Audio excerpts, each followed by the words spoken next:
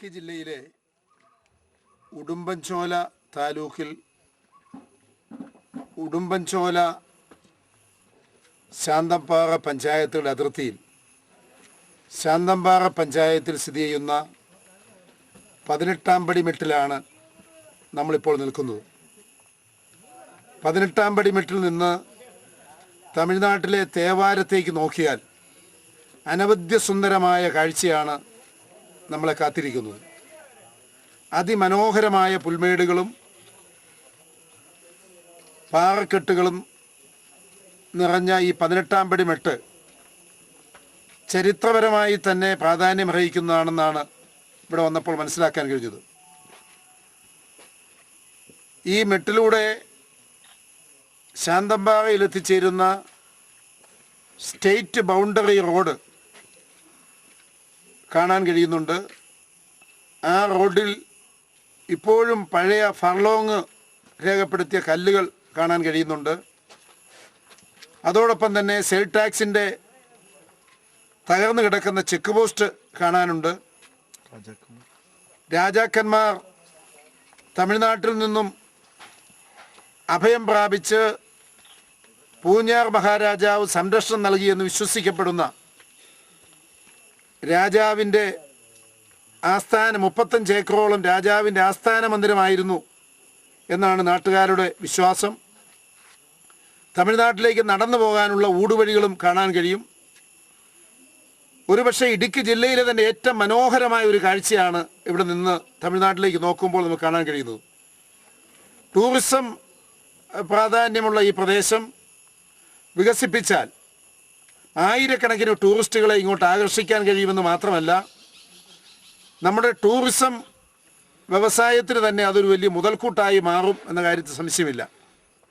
ഇപ്പോഴും കാട്ടാനകളും വന്യമൃഗങ്ങളുമൊക്കെ ധാരാളമുള്ള ഈ പ്രദേശം ടൂറിസത്തിൻ്റെ അതിൻ്റെ അനന്യത നഷ്ടപ്പെടുത്താതെ ടൂറിസത്തിൻ്റെ പ്രാധാന്യം ഉൾക്കൊണ്ടുകൊണ്ട് വികസിപ്പിക്കാൻ ഇവിടെ വരെ ഇപ്പോൾ കാറുകൾക്ക് പോലും കടന്നു വരാൻ കഴിയും.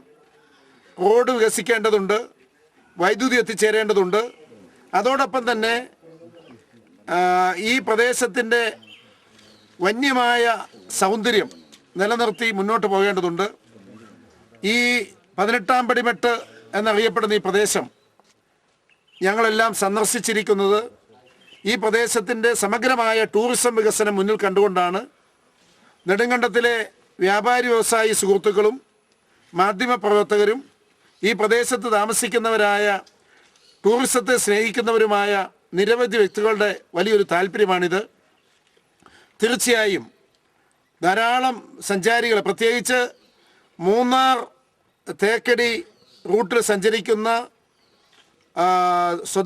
തദ്ദേശീയരും വിദേശീയരുമായ ടൂറിസ്റ്റുകൾക്ക് അവരുടെ ഒരു ഇടത്താവളമായി ഇത് വികസിപ്പിക്കാൻ കഴിഞ്ഞാൽ നയനാനന്ദകരമായ കാഴ്ച കണ്ട് അവർക്ക് മടങ്ങാൻ അവസരമുണ്ടാകും. ഇതിൻ്റെ വികസനത്തെ സംബന്ധിച്ച് ഇവിടെ രൂപീകരിക്കപ്പെടുന്ന ടൂറിസം കമ്മിറ്റി ഒക്കെയായി ആലോചിച്ച് എന്തെല്ലാം കാര്യങ്ങൾ ചെയ്യാൻ കഴിയും എന്നതിനെ സംബന്ധിച്ച് MP എന്ന നിലയിൽ സമഗ്രമായ ആലോചന നടത്തി ആവശ്യമായ നടപടികൾ സ്വീകരിക്കണം എന്നതാണ് ഈ സന്ദർശനവുമായി ബന്ധപ്പെട്ടുള്ള മുഖ്യമായ ഉദ്ദേശങ്ങളൊന്ന്. എല്ലാവരുമായി ചർച്ച ചെയ്ത് ടൂറിസം വികസനത്തിന് ആവശ്യമായ നടപടികൾ സ്വീകരിക്കണമെന്ന് ആഗ്രഹിക്കുന്നു. കിടക്കുന്ന ഒട്ടേറെ സ്ഥലങ്ങളുണ്ട്. അതിൻ്റെ വികസനത്തിന് MP എന്ന നിലയിൽ എന്തൊക്കെയായിരിക്കും ചെയ്യുക? യഥാർത്ഥത്തിൽ ടൂറിസം ഒരു സംസ്ഥാന വിഷയമാണ്. ടൂറിസം ഒരു സംസ്ഥാന വിഷയമായിരിക്കുമ്പോൾ തന്നെ ടൂറിസത്തിൻ്റെ വികസനത്തിന് വേണ്ടി കോടിക്കണക്കിന് ഉറുപ്പിക ചെലവഴിക്കാൻ കേന്ദ്ര ഗവൺമെൻറ് തയ്യാറാണ്. പക്ഷേ പ്രോജക്റ്റുകൾ, പദ്ധതികൾ വരേണ്ടത് ജില്ലാ ടൂറിസം, സംസ്ഥാന ടൂറിസം മുഖേന കേന്ദ്രത്തിലേക്ക് വന്നാൽ ഏത് ടൂറിസം പദ്ധതിക്കും അനുമതി കിട്ടാനുള്ള സാധ്യതയുണ്ട്. ഇപ്പോൾ ഇതുപോലുള്ള ചെറിയ ചെറിയ ടൂറിസം പ്രോജക്റ്റുകൾ നല്ല പദ്ധതികൾ തയ്യാറാക്കി നല്ല ബാക്ക്ഗ്രൗണ്ടോടെ അതിൻ്റെ എല്ലാം പ്രോജക്റ്റ് റിപ്പോർട്ട് സമർപ്പിച്ചാൽ ജില്ലാ ടൂറിസം പ്രൊമോഷൻ കൗൺസിൽ സംസ്ഥാനത്തിന് ശുപാർശ ചെയ്ത് സംസ്ഥാനത്ത് നിന്ന് ഡൽഹിയിൽ വരുന്നതായാൽ അതിനൊക്കെ ആവശ്യമായ സാമ്പത്തിക സഹായം ഡൽഹിയിൽ നിന്ന് കിട്ടാനുള്ള സാധ്യത വളരെയേറെയാണ്. ധാരാളം ഈ കാര്യങ്ങളിൽ മറ്റു പല സംസ്ഥാനങ്ങൾ നന്നായി അത് ഉപയോഗപ്പെടുത്തുന്നുണ്ട്. നമ്മുടെ ഇടുക്കിയെ സംബന്ധിച്ച് ഏറ്റവും കൂടുതൽ വികസിപ്പിച്ചെടുക്കാൻ കഴിയുന്ന ഒന്നാണ്.